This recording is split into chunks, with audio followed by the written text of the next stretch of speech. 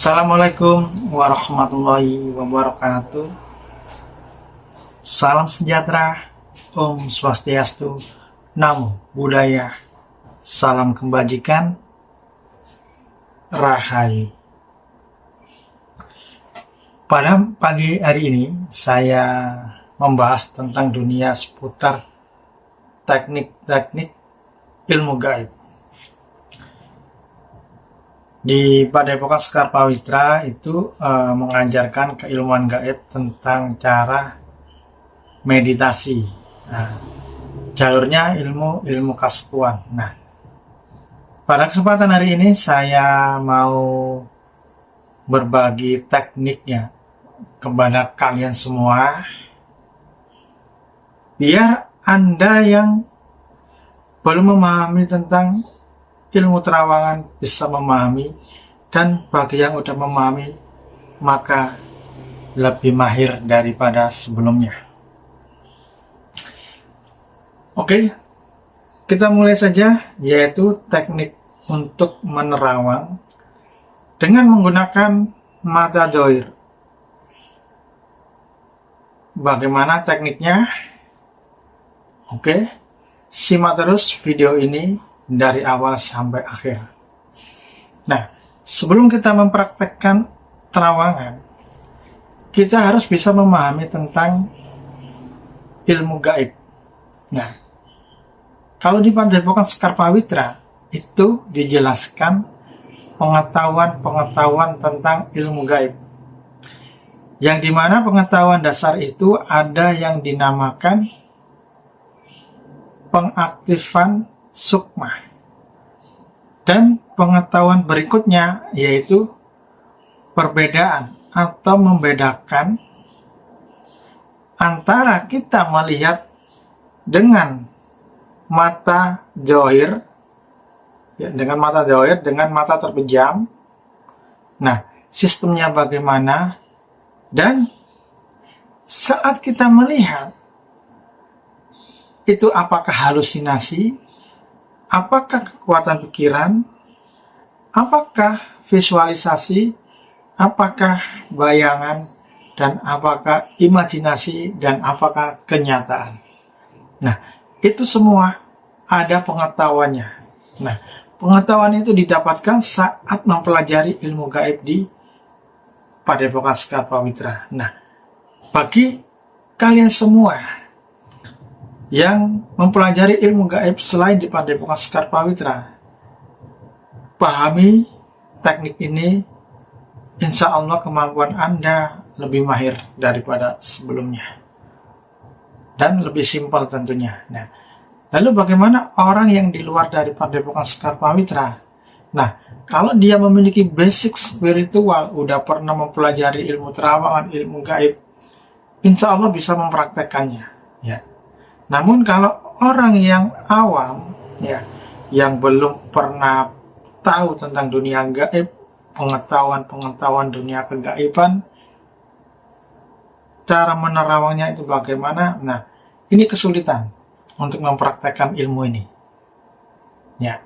Tapi kalau udah memiliki pengetahuannya, udah pernah belajar di dunia kegaiban, insya Allah memahami.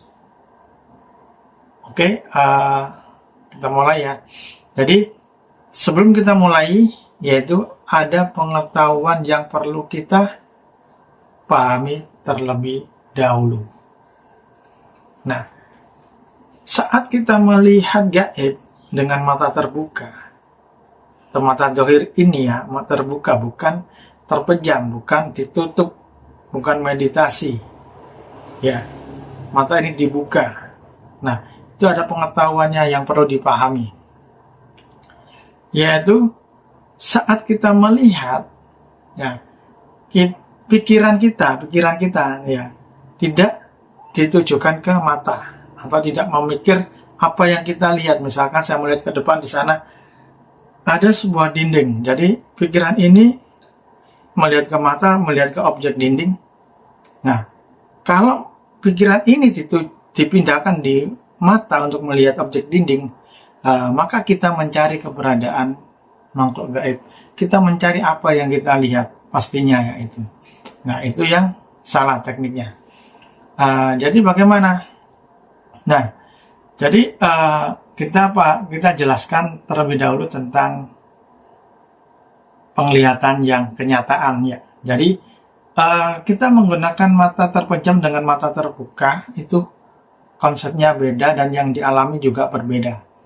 Nah, ujian yang terberat adalah dengan mata terbuka. Jadi, misalkan ini adalah suatu objek yang mau kita lihat ya. Yang mau kita lihat ini objek, katakanlah ini pohon. Nah, kita melihat dengan mata terbuka. Kita melihat ini Pak, ini benar-benar pohon ya. Kita seandainya ini pohon misalkan ya. Jadi kita melihat dengan mata terbuka, melihat pohon ini. Pasti pohon. Nah, kemudian kita mengaktifkan sukma. Setelah sukma itu aktif, sambil melihat objek ini, nah, itu nanti gaibnya yang, misalkan kalau di sini ada gaibnya, ada penunggunya, ya, itu terlihat itu ada bayang-bayang. Jadi, dalam arti ini terlihat ada dua objek. Yang pertama itu pohon, yang kedua itu entah di belakang, entah di samping kanan, ataupun kiri, ataupun di atasnya. Itu terlihat objek lain selain pohon. Misalkan berbentuk manusia, ataupun hewan, ataupun cahaya. Nah, logikanya seperti ini. Pernahkah Anda ngantuk berat? Ya, ngantuk berat ini. Ngantuk berat. Nah, kemudian Anda paksakan untuk melek terus melihat objek ke depan. Misalkan di depan itu ada objek suatu benda, bisa dikatakan benda batu aja. Itu kan nanti bayangan batu itu ada dua. Ada dua ya bayangan batunya. Tapi bentuknya sama batunya. Ada yang di depan, yang satunya entah ke kiri ataupun yang ke kanan. Ada dua. Nah, bayangan yang kedua itu, nah itulah gaib yang ada di benda itu kalau menggunakan ilmu terawangan ya.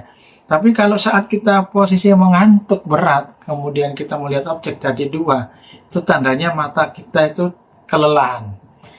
Kalau kita kedip 1 detik aja gini, langsung fokus lagi terlihatnya batu itu ya. Jadi kalau menerawang dengan mata terbuka, melihat gaibnya seperti itu. Jadi misalkan objek pohon ini yang kita tuju, kemudian gaibnya itu kayak ada bayang-bayang di pohon ini, ada bayang-bayang ya. Entah di kanan, ataupun ke kiri, ataupun di belakang itu ada bayangannya. Entah berbentuk manusia, ataupun hewan, ataupun bentuk yang lainnya. Nah, itulah cara melihat dengan mata terbuka. Pengetahuannya sangat sederhana ya. Lalu prakteknya itu bagaimana? Prakteknya, setelah kita mengaktifkan sukma, kemudian yang kedua adalah teknik yang terberat adalah peralihan pikiran. Bagaimana peralihan pikiran itu? Nah, semakin kita mencari, semakin kita memfokuskan, maka semakin tidak terlihat. Namun, semakin kita mengabaikan, kita melupakan, maka itu terlihat. Itu kunci dasar. Mari kita praktekkan ya. Jadi gini, ini saya ada sebuah cincin badar besi ya. Badar besi ini dapat dari teman, ya. Nah, ini ada khodamnya ataupun energinya kurang tahu, tapi yang jelas saya pegang seperti ini di tangan jari-jari itu terasa ya. Ini terasa kayak energinya. Mari kita deteksi energi ya, kekuatan energinya ada atau tidak. Kita deteksi ya.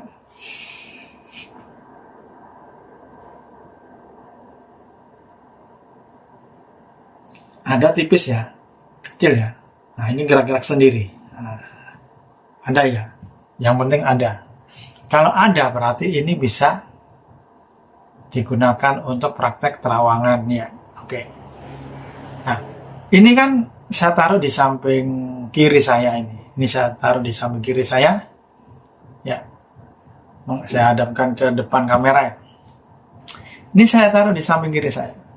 Pandangan saya kan ke depan, tidak memandang ke benda ini. Kalau saya memandang ke benda ini berarti saya menghadap ke sini ya. Nah, gini ya. ini sama-sama menghadap ke depan. Saya menghadap ke depan, cincinnya saya menghadap ke depan. Nah, saya menghadap ke depan. Nah, saya mengaktifkan sukma dengan mata terbuka, pandangan saya ke depan, bukan di sini ya, pandangan saya ke depan. Nah, setelah saya udah aktif seperti ini, kemudian saya gerakan hitungan detik ya, untuk menghadap ke sini. Kemudian kita kembali lagi. Tetap aktifkan lagi. Setelah aktif, kita menghadap ke batu lagi.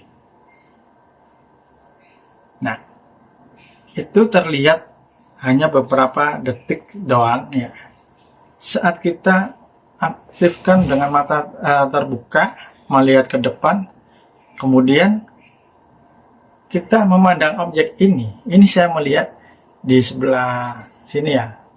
Ini ya, di sini, di sebelah sini sampai ke sini. Ini ada warna putih. Jadi kayak warna putih, bentuk semacam aura kayak kabut. Berarti ini asmaan ya, bukan kodam. Nah, tapi ada. Itu terlihatnya hitungan detik. Tadi ini saat saya melihat seperti ini, kemudian saya ini, itu hitungan berapa detik. Bisa dikatakan 5 detik ataupun 3 detik. Itulah melihatnya. Tapi itu terlihat kenyataannya, bukan. Tapi kalau kita melihat dengan seperti ini, kita fokuskan seperti ini, pikiran kita ini yang tertuju di sini. Kalau pikiran kita tertuju di sini, kita mencari bentuknya seperti apa, sosoknya apa, kok nggak terlihat di mana, kan begitu. Jadi nggak bisa. Tapi saat kita mengabaikan ini yang diabaikan.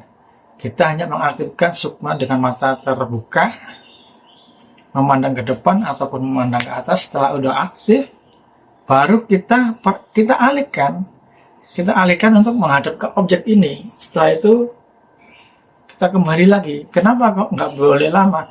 Kalau kita lama, pikiran kita nanti kembali ke sini, tertuju ke sini.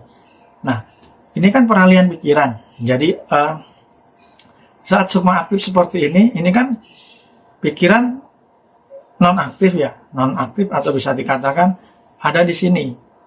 Saat saya bergerak seperti ini, tetap ada di sini pikirannya. Ya, belum ada di sini. Tadi saat kita gerakan seperti ini, nah ini terlihat langsung. Karena apa? Pikiran tidak digunakan. Tapi kalau kita memandang terus menerus, kita menggunakan pikiran untuk memandang ini, sehingga tidak terlihat bentuk khodamnya ataupun energi gaibnya. Jadi itu cara untuk menerawang dengan mata terbuka. Tekniknya seperti itu. Nah, silakan dicoba, praktekkan. Ya, praktekkan dulu, coba dulu, baru komentar. Assalamualaikum warahmatullahi wabarakatuh.